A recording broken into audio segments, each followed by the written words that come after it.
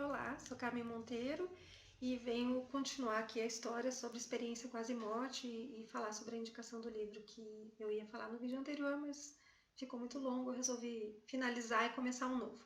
E aí tem esse livro que eu achei maravilhoso, por quê? Porque é um livro que é escrito por um neurocirurgião. Opa, uma pessoa da área da saúde, né? Um neurocirurgião, que se diz nesse livro extremamente cético antes da sua experiência.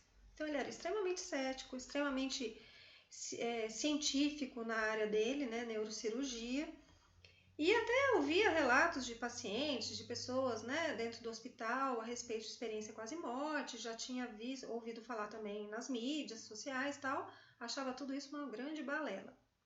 Até que não vou contar tudo do livro, óbvio, né? Mas até que ele teve uma meningite bacteriana grave que fez com que ele entrasse em coma em poucas horas e ficou 7 dias em coma. Esses 7 dias foi um inferno para a família dele, porque eles acharam que ele ia sucumbir à doença, né? E a equipe médica também, que era a equipe médica, inclusive, do hospital onde ele trabalhava. E era uma situação extremamente pesada para todo mundo, inclusive, né? Só que enquanto estava todo mundo sofrendo do lado de cá, ele, do lado de lá, estava vivendo uma experiência única, uma experiência quase morte. E esse livro é o livro em que ele conta a experiência quase morte que ele teve. E é interessante porque, por ele ser um neurocirurgião, ele vai fazendo um comparativo, uma analogia com a ciência, com a medicina, com neurohormônios. Ele vai pensando, inclusive, durante a experiência dele, coisas que, nossa, isso não tem explicação. O que eu estou sentindo, não há explicação para isso. E então, é muito interessante. É esse livro aqui, ó, fazer propaganda, Uma Prova do Céu, do Dr. Eben Alexander III, da editora Sextante, A Jornada de um Neurocirurgião, a Vida Após a Morte. Tá? E aí ele fala da experiência dele com muitos detalhes, é muito interessante, muito emocionante, inclusive. Vale a pena ler, eu acho que todo mundo que está vivo vale a pena vivenciar a leitura desse livro, porque é algo que faz a gente pensar muito sobre a vida, sobre o quão grande é a vida, que não a vida que está aqui, mas a vida num todo, né? E esse estado dessas experiências quase morte são relatos que existem pelo mundo todo, né? E o interessante é que, assim, conforme a religião que a pessoa tenha, se ela tem uma religião, ela vivencia essa experiência usualmente com uma entidade ao seu lado que o acolhe. Não só, há relatos também de parentes, amigos que vão lá receber a pessoa, o ser, né, a pessoa que está nessa experiência, quase morte, que essas pessoas são recebidas por pessoas conhecidas também, mas que depois a grande parte é com uma entidade, um ser que se apresenta e que é identificado conforme as crenças da pessoa que está vivenciando, né?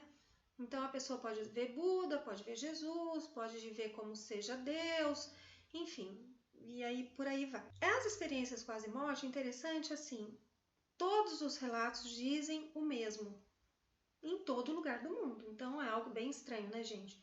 É para pensar que, bom, isso deve existir, isso realmente acontece, né? No vídeo anterior, eu contei que meu pai teve nosso pai, né? Meu pai. Nosso pai, ele teve uma experiência, são 3 filhas, como é que pode ser meu pai, né? Desculpa, meninas.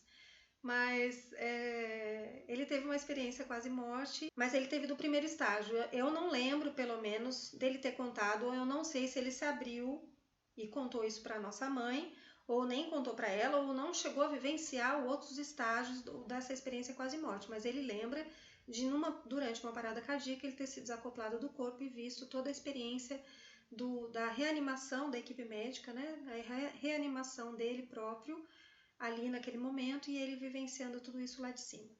Claro que foi uma experiência muito acachapante para ele, né? Trouxe grandes mudanças para ele de muitas maneiras, né? Quem viveu perto sabe como ele mudou de algumas coisas. E para mim também, que sempre acreditei nisso e sempre pensei a respeito, mesmo desde criança, por incrível que pareça, eu pensava na morte e o que é a vida como um todo. isso foi muito interessante também vivenciar, ter um pai contando uma experiência dessa, mesmo que não completa como outras pessoas contam, né? Então é isso. Como sempre, me despeço de vocês com sinto muito, te amo, me perdoe, sou grata. Sinto muito, te amo, me perdoe, sou grata. Sinto muito, te amo, me perdoe, sou grata. Namastê.